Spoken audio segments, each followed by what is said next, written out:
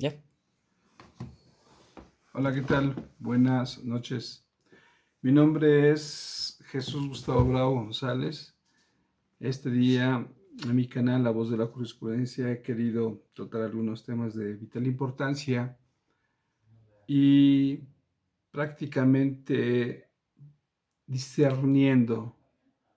sobre la decisión de cómo gastar el tiempo que Dios concede a un humano como yo. He decidido que este se agote a través de poder producir reflexiones que nos ayuden a construir y edificar una conciencia que entienda qué es la virtud humana, que entienda un poco de la naturaleza divina y humana del ser humano, que se acepte desde hoy y para siempre que el ser humano es un ente que tiene una dualidad humana y una dualidad eminentemente divina o espiritual. Es evidente que por muchos es aceptado que nuestro ser se compone de alma, espíritu y cuerpo material. Ya lo decían Samael Aun Weor y muchos otros que se dicen ser grandes iniciados en las ciencias del ocultismo. Y eso de ciencias del ocultismo es nada más es una etiqueta que se le ha impuesto a los conocimientos que se han logrado a través de la historia y que estos se mantienen en cierto sigilo resguardo por el bien de la humanidad y que son conocimientos herméticos. Yo el día de hoy considero que todo esto se empieza a desvanecer, estas cortinas de humo se empiezan a desvanecer precisamente por la época en que estamos viviendo. Soy testigo fiel de la transición de la época, digámoslo así, del siglo XX al siglo XXI. Soy testigo presencial de cómo las cosas han ido variando, cambiando, porque a mí me tocó vivir aún sin teléfono celular, sin internet y asistiendo a la escuela sin herramientas tecnológicas como las que hoy se posee. Era evidente que el recurso más próximo para el intelecto humano pues eran los libros y era jactancioso poder acercarse a algún amigo, a algún amante del saber y ver en su interior de su casa pues, sus grandes y enormes bibliotecas. Y una biblioteca estupenda que se publicó imágenes sobre ella, pues la que poseía nuestro expresidente José López Portillo, Miguel de la Madrid Hurtado, verdaderamente bibliotecas exorbitantes por el gran número de tomos que poseían, la variedad de los temas que él tenía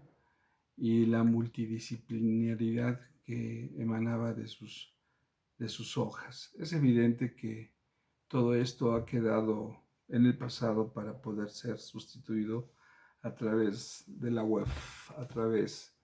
de este intercambio de ideas y de imágenes a larga distancia como producto de un descubrimiento innovador contemporáneo. Y es así como hemos trasladado el mundo de las hojas del papel al mundo virtual, en donde básicamente todo tiene un soporte virtual y prevalece sobre el papel lo que es virtual. Y eso es correcto, una reflexión correcta, porque definitivamente se hace descansar los recursos naturales que se tenían que desbastar producto de la fabricación de cuadernos, papelería y hojas que se usaban en la administración pública en general, pues de todos los países y continentes del mundo. Ustedes ya se imaginarán el cúmulo de hojas, tinta que se ocupaban en antaño para poder evidenciar y hacer constar los actos jurídicos y actos del hombre que tenían que plasmarse como evidencia para poder dar soportes a procedimientos jurisdiccionales. Y es así como se va construyendo esa diversidad. En mi época tampoco había celulares y bueno, se usaba el teléfono normal de ruedita, que he visto cómo se ha evolucionado y que a pesar de la incomodidad, considero que nuestra sociedad funcionó bien en todos los sentidos, a pesar de las limitaciones que teníamos. Hemos caminado por el mundo de la justicia, de ser un país, México, en donde la procuración y la administración de justicia se han transformado, han tenido varios episodios de transformación sustancial en lo que concierne a su mundo normativo, de ser un procedimiento inquisitorio, dicen algunos autores, aunque yo, entre comillas, cuestionaría el término inquisitorio, ¿no? Porque para mi punto de vista no existe ningún término inquisitorio dentro de la procuración o administración de justicia que se pueda constatar a través de los tiempos y de la evolución de la misma. Inquisitorio es todo aquello que es tiránico y que se impone por fuerza y en contra de la voluntad, y esto no se debe confundir con la coercibilidad del derecho, sino como una forma únicamente de señalar un sistema político inquisitivo. Los sistemas políticos inquisitivos obligaban definitivamente a someter a cualquier ser humano a un procedimiento jurisdiccional o una investigación ministerial sin necesidad de tener la certeza jurídica de la existencia de la responsabilidad penal de una persona. Y esto evidentemente traía como consiguiente múltiples errores gubernamentales que, si bien es cierto se cometieron durante muchas décadas, estos nunca se pudieron buscar el resarcimiento de la reparación del daño, cosa que nuestra ley prevé, pero bueno, ese sería otro tema. Lo importante también destacar es que durante los años que me han tocado vivir la transformación de los órganos jurisdiccionales y de procuración de justicia, hemos podido constatar que hemos pasado de un finalismo a un causalismo, a un estructuralismo, a un funcionalismo, pero finalmente son formas similares o ópticas que al final tratan de poder ver el fenómeno central, que es el delito. El delito como una conducta típica antijurídica culpable y punible. El delito como un hecho factible, un hecho de facto que produce una consecuencia jurídica en el mundo fenomenológico. El delito visto como una agresión al mundo normativo preestablecido, que como consecuencia de ello sobreviene una reacción del órgano público en contra del particular que ha infringido la ley. Y esto es bien romántico en el mundo de las letras, porque cuando hemos podido entender el diseño estructural de la norma jurídica, hemos podido apreciar lo bello, lo sincromático, lo estructural que tiene nuestro sistema jurídico mexicano.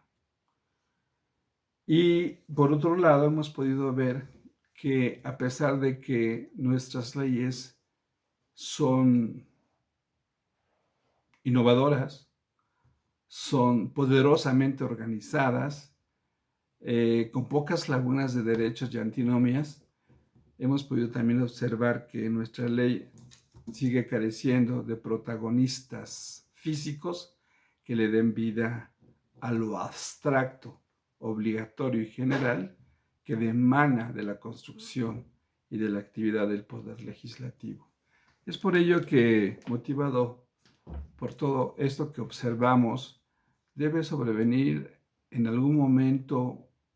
una voluntad emergente que trate de hablar cosas que son importantes, discursar a nivel público. Y una de ellas es eso, el protagonismo político de seres humanos que teniendo el cargo de poder hacer valer la ley, la han pasado por alto, la han ignorado, se han confabulado con los actos criminales y han tratado de convencernos a nosotros y convencer a la opinión mundial de que estamos sumersos en un estado fallido. ¿Qué es el estado fallido? El estado fallido no es otra cosa más que un estado, una organización jurídico-social que no tiene capacidad de gobierno, que no puede gobernar.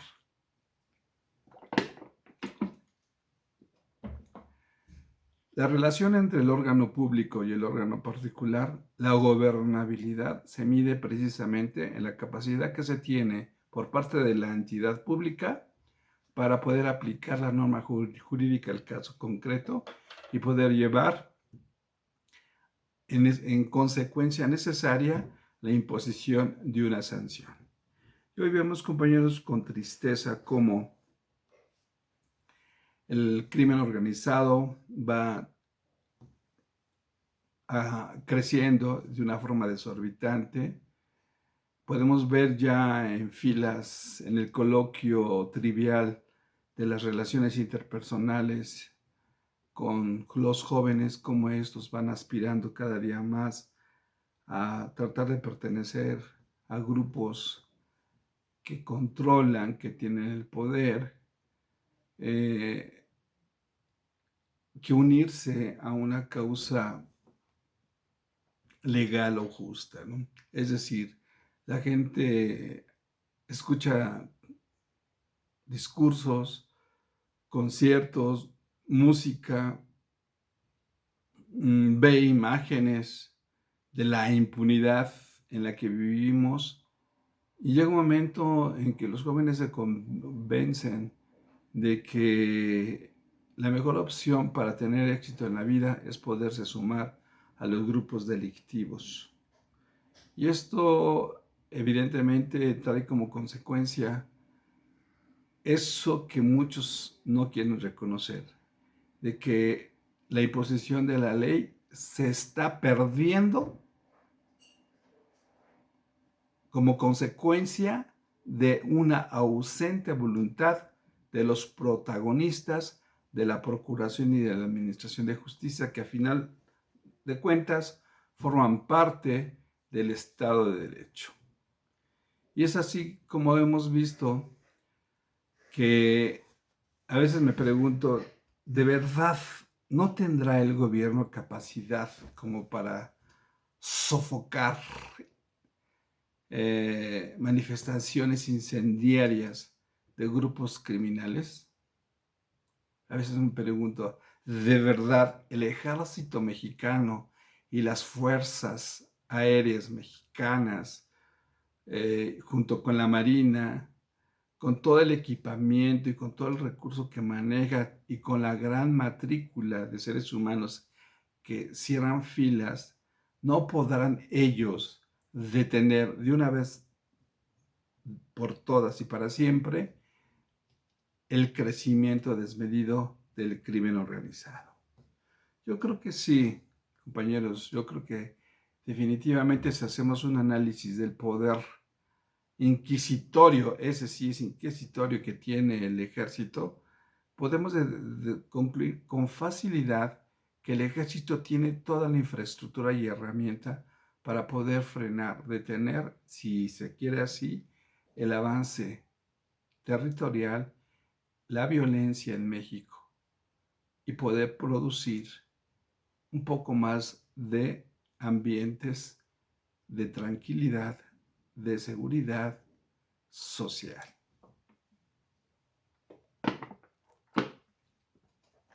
No es posible, compañeros, que sigamos nosotros pensando que es correcto dar dádivas al crimen organizado, a cualquier persona que llegue y te dice, tienes que entregar una cantidad por plaza